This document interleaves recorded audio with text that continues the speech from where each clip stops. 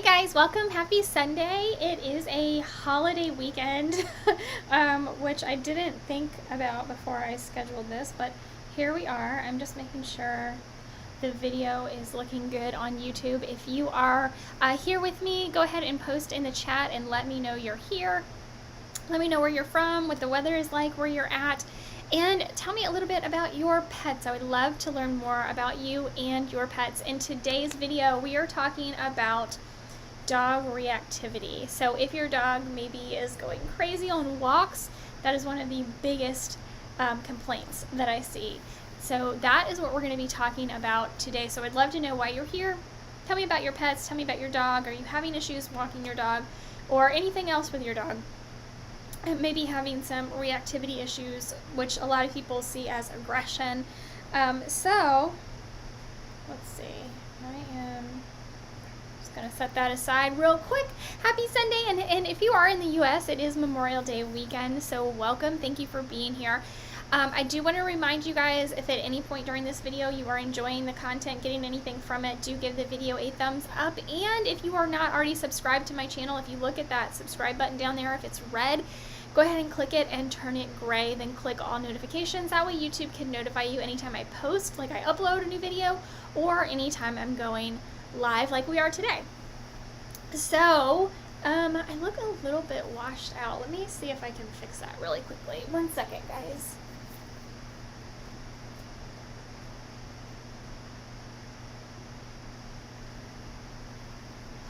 Let's see if that's any better. Hopefully it will be. I got Kim here, my sweet, sweet girl. You can see her a little bit like back here. And Kim, actually, we are working on her reactivity. We were working on her reactivity and actually seeing some pretty good results before all the lockdowns happened. And then it was, what we were doing, we weren't able to get around other people and other dogs.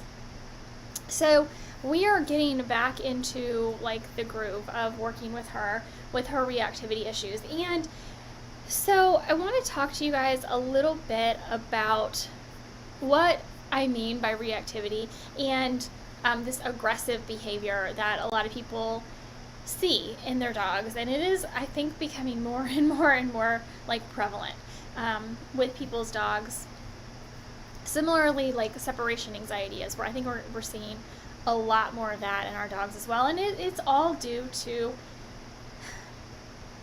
just this integration into our lives, right? Because dogs coming into our homes is not necessarily the most natural thing for them to do. And living, by our rules and walking at our speed, all of these things are not natural for our dogs. So I do want to remind you guys, if you are a Patreon supporter, you got all of this content earlier this morning, so you get it before anybody else, and you also get exclusive content over there that you don't get anywhere else. So definitely check the link. This is the first link in the description to go join me. Follow me over on Patreon for all new and exclusive content, as well as first looks and behind the scenes information. So I do hope to see you over on Patreon. That's a really great place for us to be able to chat, to talk more one-on-one about what issues may be going on with you and your dogs or cats. I post about both. I can help you with both.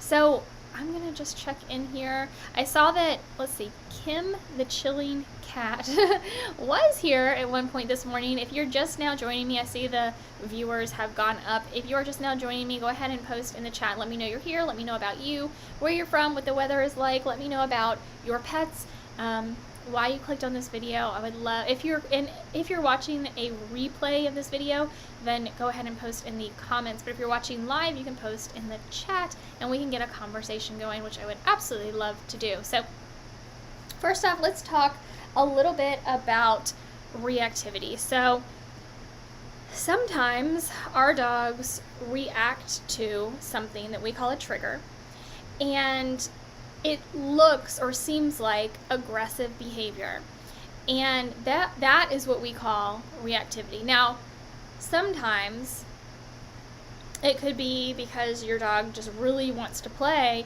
but that the behavior that they are asserting in the fact that they're trying to get to that dog may seem aggressive.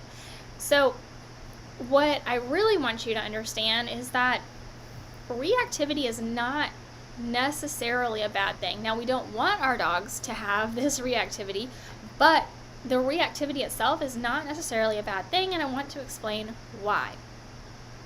So if you've been following me for any length of time, especially here recently, what I like to refer to reactivity as is like a symptom. So if we think in medical terms, the behavior your dog is exhibiting, this aggressive, potentially, behavior, or seemingly, right? And it can be, sometimes it can be aggressive. That behavior is a symptom. And symptoms are incredibly valuable because they actually allow us to know that there is an underlying condition that we need to be paying attention to and that we need to be treating and working on, right? So this is telling us that our dog is dealing with something, and as a symptom of that, this behavior is occurring. So when we think of it as a symptom, it's very, very valuable. And we'll talk a little bit more about that in just a minute, about the value of symptoms. But first, let's talk about the behavior itself, what we call reactivity. It could be, it could include barking, it could include lunging, it could include growling. If your dog is off leash, then they will actually run at and get to another dog or person or whatever it is. And what I want you to really understand is that once your dog is in this state, they're really reacting in this like fight or flight response. And it happens so often that our dog chooses their brain chooses fight because they don't feel like there is a way out, right? They don't feel like they can actually flee. They have to tackle this head on. And so your dog is hyper focused on what we call their trigger, and not able to pay attention to you.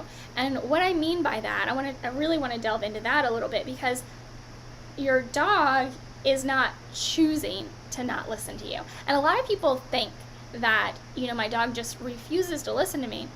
Well, it's not that your dog is actually choosing not to listen to you. They literally cannot listen to you because their brain has switched from their thinking brain to their emotional brain. And they literally are hyper focused on their trigger and cannot pay attention to you. So that is the point that we want to avoid, right? We want to, when we talk about reconditioning our dog, we don't want them to get to that point that they have switched over to their emotional brain. And we'll talk a little bit more about that in just a minute. So a trigger, which you've heard me say a couple of times now, can be almost anything. JR is here. Thank you so much for being here, JR, and for posting in the chat. What gets them distracted? So we're getting ready to talk about what's a trigger. A trigger is what's getting them distracted, is what you're asking about. Can be almost anything. Many times it's a stranger. It can be a car. It could be a bike, a skateboard. It can be another animal. Very often it's another dog. Some dogs are actually dog selective, meaning that there are some types of dogs that they're okay with and other types of dogs that they're not. Maybe they like big dogs and don't like small dogs, or vice versa. So that can be an issue. And then there are other dogs who just don't like any dog at all. Any other dog, period. But a trigger could be almost anything. And it's also really important to remember that not all triggers are bad. Not all triggers are negative. Some triggers can be positive. So if your dog loves to go for a car ride, hearing, the keys when you go to grab the keys can be a trigger for them, but that's a positive trigger. So while a positive trigger can sometimes still need to be reconditioned, for instance, if your dog, hears you grab the keys and they just go, they're just insanely rowdy and they're jumping all over you and it's just too much, that is a positive trigger that needs to be reconditioned. But more often than not, when a dog trainer like myself is contacted, it's because of negative triggers. So we tend to start with negative triggers. And that's generally where people are having the biggest issues or having the most difficulty, is because of negative triggers, which could, like I said, could be anything. Could be, just from a person walking down, a stranger that your dog doesn't know, or a cat, right? Some dogs really don't like cats. Another dog, or a car coming down the road, or maybe they're okay with cars and they don't like trucks. So there are a lot of triggers out there. It could be their crate. If you didn't properly crate train your dog, they could have a very negative association with it, and they could really act out if you try to put them in their crate. And I see so many people who have not properly crate trained their dogs, and so that's another issue in itself. But a trigger could be almost anything that your dog has developed a negative association with, or a positive association. But in this case, we're mostly talking about negative associations, because that's where people tend to have the biggest issues with. So let me just check in with you guys. JR, thank you so much for being here. Welcome. Oh, I am not sure of your name. Boy, I'm going to get that wrong. Thank you for being here. Your cat peed in your room. There is a video on my channel about how to get out cat urine. So definitely check that out. And after this video, I can send you the link to it. But I'm live right now. So what not to do if your dog has this reactivity that we want to work on. First of all, you should never do it, whether you're working on it or not. But these are things to absolutely not do if you have a reactivity problem with your dog. So the very first thing is, do not preempt your dog's reaction. And what do I mean by that? So if you know that your dog has a specific trigger, for instance, another dog, and you notice a dog in the distance before your dog notices it, a lot of times, most times, the person walking the dog starts tensing up because they are expecting their dog to react in a certain way. So the number one thing that you need to do as the person walking your dog is to not react to that other dog, because your feelings travel down the leash. So if you start getting tense about it, nervous about it, knowing your dog is going to go crazy, your dog is going to feel that tension, that added tension on the leash. A lot of times it's very physical. A lot of times people will hold on and grab their leashes tighter because they are preempting their dog's response, right? The worst thing you can do, because when you grab hold and you add tension to the leash, you're telling your dog to be aware. Oh my gosh, there's something going on. We need to be prepared for it. And you are sending your feelings to your dog. So the best thing you can do is to know that everything's fine. Be calm. Don't add tension to that leash, right? Expect that your dog is going to do well, that your dog is not going to react or overreact, right? That your dog is going to remain calm. So you remain calm. That's going to help your dog to not react, or at least not react quicker than they normally would, right? We don't want to tell our dogs that they need to start paying attention and be aware because something is about to happen, right? That's not what we want to do. We're putting our dog in this very focused state of mind that, oh my gosh, something is going on. We don't want to do that, right? We don't want to preempt our dog's reaction. And that is what a lot of people do.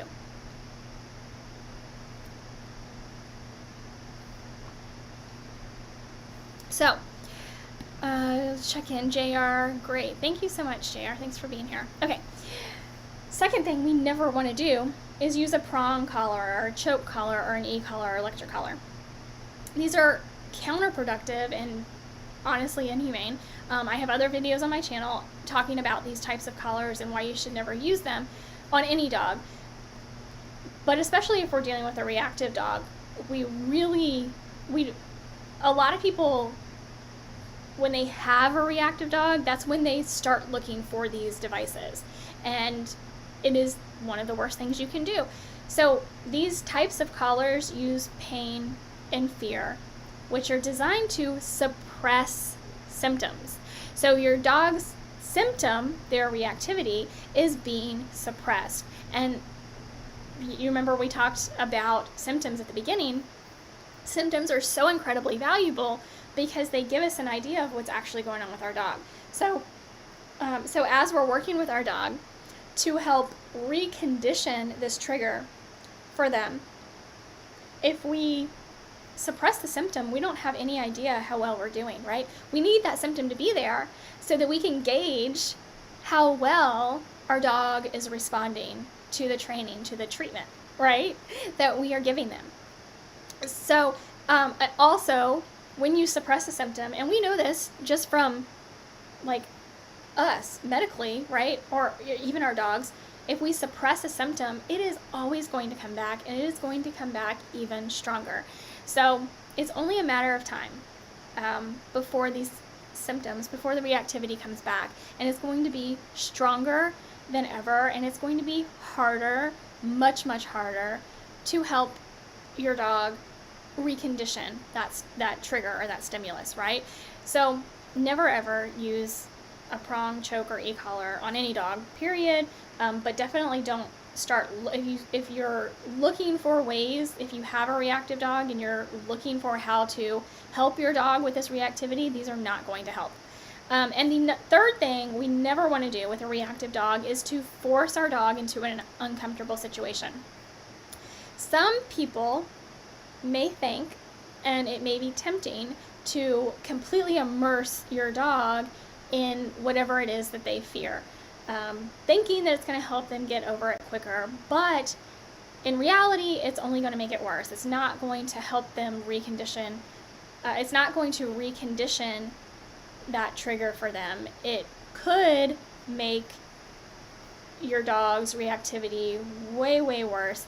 And it could also harm the bond that you have with your dog, because you're supposed to be there protecting your dog. And if you are immersing them in what they fear, they no longer feel like you're the protector. They no longer feel like they can trust you to help them.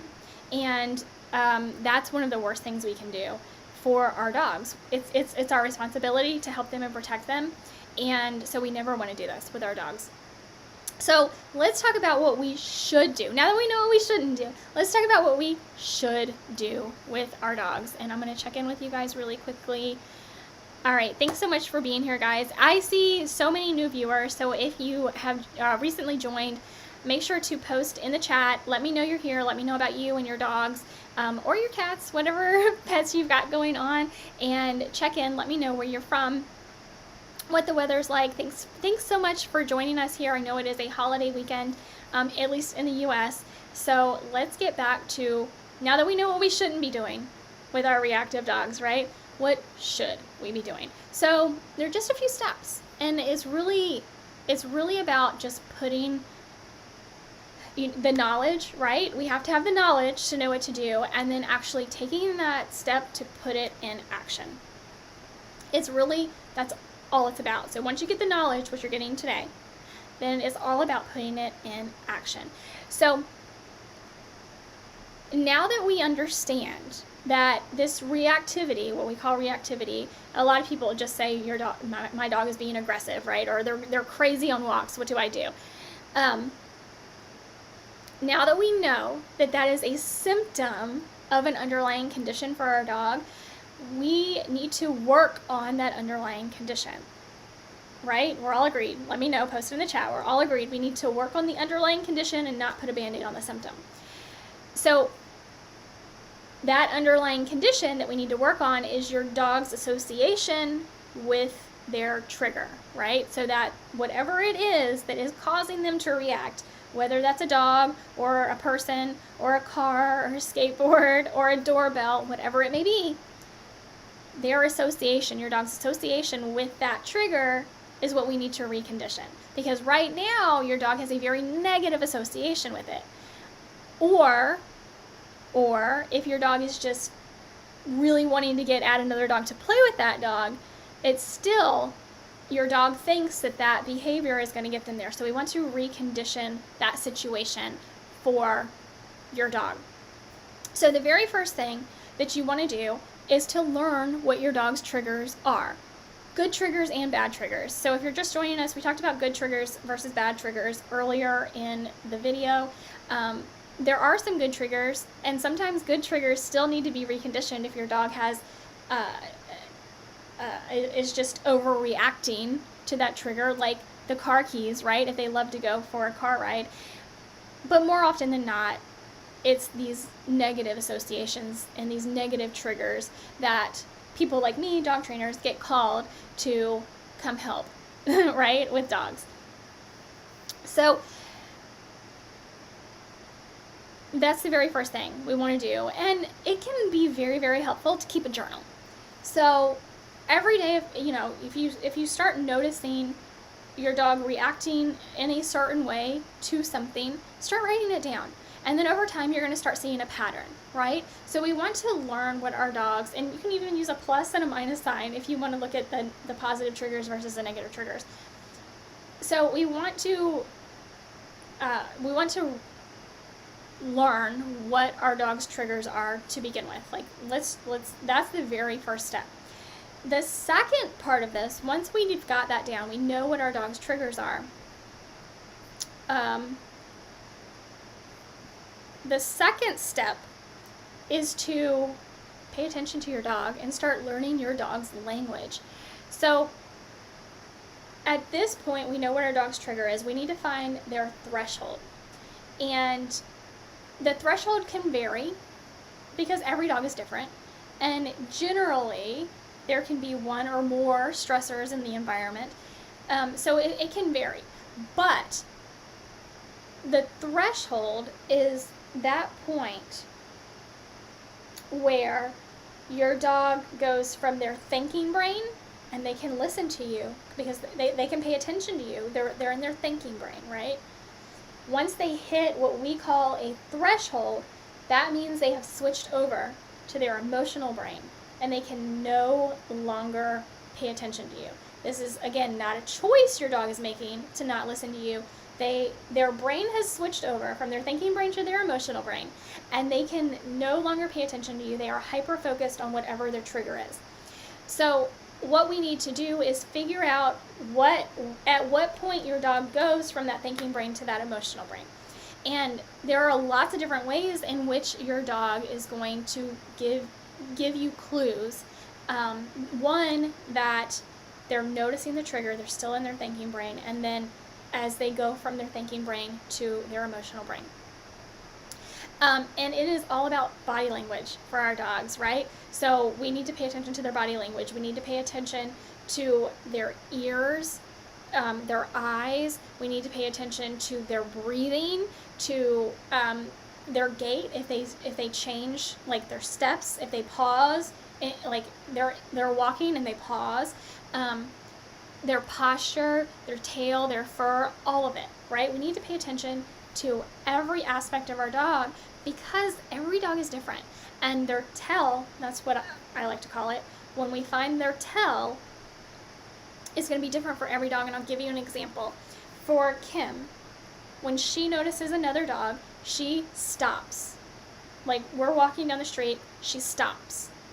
Now, when she stops, she's like, oh, what's going on over here, right? She's thinking. She's trying to figure it out. She stops. Her ears will adjust a little bit because she's trying to focus in on the direction of what she's paying attention to hear it better. If her mouth is open, her mouth closes. And that's when I know she's about to make that decision. Her brain is about to go from thinking to emotional. So I know that because I have been paying attention to my dog for many years. But another dog I worked with not too long ago, her name was Daisy, and she reacted to cats like crazy. And we were out on a walk and we came across a cat. Now, I saw this cat before Daisy did, and Daisy was very different from Kim. She barely paused. Like, she was walking along and it was almost like a misstep for her. She was like, oh, and kept going. So it, like, she barely paused. You could really almost miss it if you weren't looking for it. Her gait just barely adjusted. But her biggest tell was her forehead. So she had, like, her forehead kind of wrinkled up just a little bit very quickly as she was processing, and like instantly she wanted at that cat. So every dog is different, and the reason I gave you two different examples is because I really want you to understand that your dog is not necessarily going to react the same way my dog does, or the dog next door to you does, or if you have multiple dogs in the house, they're all going to react differently, and they're all going to have different tells telling you that they are about to switch from their thinking brain to their emotional brain. So that is threshold when we talk about threshold, and that is what you need to find in your dog. You want to start paying attention to their body language in a way, and again, keep a journal on this, that you start noticing what your dog's tell is when they notice their trigger. And that's going to tell you that they're about to switch from their thinking brain to their emotional brain. And we don't want to let our dog get to that emotional brain, because then they're not going to be able to pay attention to us. So I'm going to check in with you guys just to make sure you're understanding what I'm saying.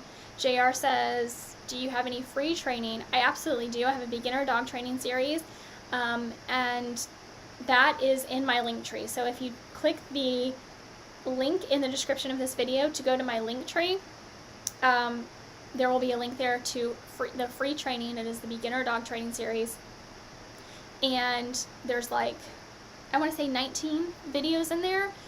So it is packed full of value, and I definitely recommend you check it out. Where can I find it? I just told you.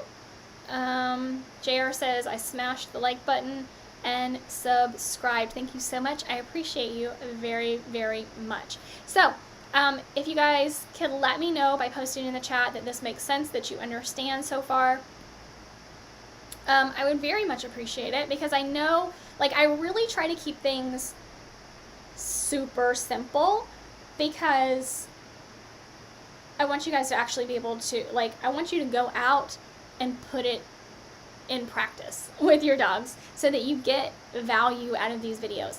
And short of me being able to come to your home, right? Like, this is where you want to start. So let me know by posting in the chat if you're understanding. So so bringing us into step 3 is keeping your dog under threshold. So we just talked about learning their body language so that we can learn your dog's tell, and every dog has a different tell. Now, you may get, like, it could happen, it definitely could happen that there's another dog out there whose tell is exactly the same as Kim's, but I'm not going to know that without learning that dog, right? And so once you figure out what your dog's tell is, we want to make sure we are keeping our dog under threshold so they never cross over into that emotional brain. So what that means is, when you see that tell in your dog, we want to get our dog's attention on us. So immediately redirect your dog to you. And that could, and when you start doing this, you may have to take a couple of steps back, you may have to turn around, and that's okay. We want to do whatever we need to do in that moment to get our dog's attention back on us. Ask for something really simple. Like, for most dogs, a sit is incredibly simple, unless your dog has, like, arthritis or something. And then there's probably something else that is really something that is incredibly simple and easy. Your dog can do it, like, even without being asked, right? So a sit, maybe a look, to look up at you. We want to ask our dog for something incredibly simple that we know they can do almost all the time, right? As long as they are still in their thinking brain and not in their emotional brain. And as soon as we get that from them, we reward it, right? So we are rewarding our dog paying attention to us and not that other distraction, the trigger, right? We're rewarding that. Your dog is calm. We're rewarding that calm. And over time, again, we talked earlier about one thing not to do is to force your dog into that uncomfortable situation. So we don't want to, get our dog's attention on us and then immediately go into that negative situation for our dog, right? We want to maybe turn around and go in another direction. But as long as we can get our dog's attention on us and reward that, your dog, what we're doing is telling our dog that negative association that they had, well, maybe it's not quite so negative, right? We're getting a little bit, it's not all or nothing. It's not black and white, right? So there's a scale. So we're here, it's negative, and we want to get over here to positive. So with every interaction that does not end with your dog going into their emotional fight or flight response, we're bringing that negative reaction just a little closer to positive, right? Just a little closer.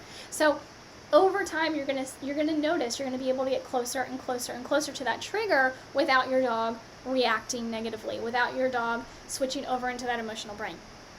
So that's what I want you to practice with your dog. And I want you to understand that, this negative association that your dog has, I'm sorry, I moved what you're sitting on, didn't I? That negative association that your dog has didn't occur. It didn't happen overnight, right? So it's going to take more than just overnight to turn that negative association into a positive association, but it can be done. It just is going to take some time and some reconditioning. And that's really what it's all about, is reconditioning whatever your dog finds to be negative and reconditioning it to be positive. So I hope that makes sense for you guys. Again, if you are following me on Patreon, then you got all of this information earlier, and we're already having a discussion because I already have people commenting. We're already having a discussion over there. If you have not already followed me on Patreon, the first link in the description of this video will get you over there, and I highly recommend you do so because you get all new and exclusive content. You get a community over there where we can talk back and forth and talk things out and discuss things. I can help you specifically one-on-one with your dog. I would love to do that. Or your cat. JR says, do you have any courses that are paid? Yes, I absolutely do. And so there's the Positive Principles Dog Training, and it covers a lot. So if you have a specific behavioral issue, then that is the course you're going to want. You can go to thefurryfamilycoach.com and grab that. So let me go ahead and post in here, free training. Thank you so much for asking. I believe it is, oh, I can't put links in the chat, so check the tree in the description.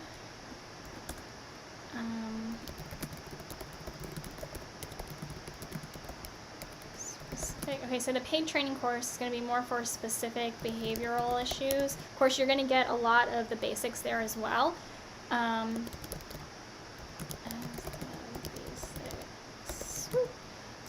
Positive principles. Dog training. Sorry guys, I'm trying to talk and type at the same time and it is not working. Check the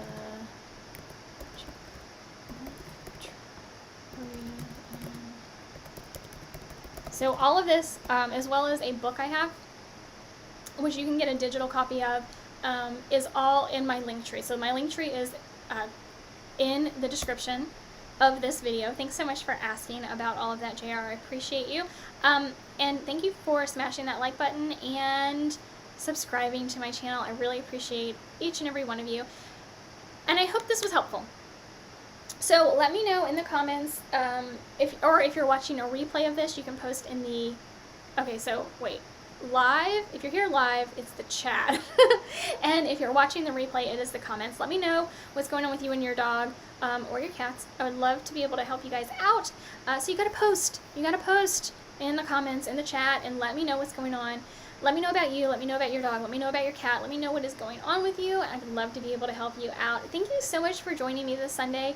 I did go a few minutes over. It was just such an important topic. I wanted to make sure I got to everything. But again, if you want to further the conversation, definitely join me over on Patreon. It's the very first link in the description of this video. Again, on Patreon, you get all new and exclusive content for pet parents that you are not getting anywhere else. And behind the scenes, first access, all that wonderful stuff you're getting over on Patreon. Thank you guys so much for being here with me. Again, don't forget to hit that like button and subscribe if you haven't already. Once you subscribe, make sure you hit the button and select all notifications so YouTube can let you know anytime I upload a video or go live. Thank you guys so much for being here with me today, and I can't wait to see you. JR says it was great. Jennifer, hi, welcome. Yes, so I saw your comment over on Patreon. I'm getting ready to respond to you. Thank you so much for being here. Thank you for popping in. We are doing these a little bit earlier because I was like starving when I was doing these later. And I was I didn't want to rush. I don't want to rush through them, but like, I like food. So I'm getting ready to go grab some lunch now, and we can talk some more about your dog, Jennifer. Yes, so you were talking about how your dog is reacting to your husband. So I'm going to respond to you on Patreon a little bit later on today. Thank you so much for joining me here on YouTube. I can't wait to see you guys next weekend, and then the following weekend I'm actually not going to be going live, but I'll talk to you guys about that next weekend. Yeah, so are your times changing when you move to Texas? Probably. I don't know yet, but probably. I hadn't even considered it. So yeah, we are moving to Texas in a little over a month. Our closing date was adjusted because the weather there has caused some issues with the landscaping to finish up the house. So probably will be changing. Yeah, I just don't know to when. I think a lot of things are going to change. So I really try to defer to my Patreon supporters as much as possible when it comes to changing times, because they get first access and behind the scenes and all that wonderful stuff. So I might do a poll and just see what people are when people can be here. And JR says, can we see your house?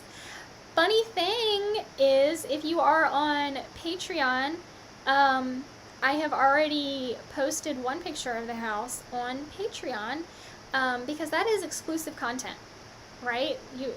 For like my diehard followers, people who are really wanting to do better for their pets, and yeah, like, you got to join me over on Patreon. Are you redoing your cat room? I absolutely am going to be redoing my cat room, and I don't think it's going to be a quick turnaround to redo my cat room. It's going to be a process, and it's probably going to take me a little bit of time, but all of that kind of content is definitely stuff you're going to be finding over on Patreon, because we're a little more personal over on Patreon, right? YouTube is a little bit more like education, and Patreon is a little bit more personal. So you're getting all the education over on Patreon, but you're also getting a little more like one-on-one, like me as a person. And JR says he's joining Patreon just to see the new house. Yes, you definitely should. It's an older picture because it was like 3 weeks ago maybe that I posted about that, but I'm going to be doing another update soon. And yeah, so I hope to see all of you over on Patreon, because we are, we're a little bit more personal. We're a little bit more of a, closer knit community over on Patreon. So I do hope to see you over there, and I do hope that you are subscribed to me here on YouTube and have give this video a thumbs up. Yeah, so thank you guys so much for being here with me today. I'm going to go ahead and end today's video. Thank you so much for being here. Again, I know I just said that, but I really appreciate each and every one of you. And I'll see you guys live next Sunday. But Wednesday is my upload day, so make sure you check out that video too. So see you guys later.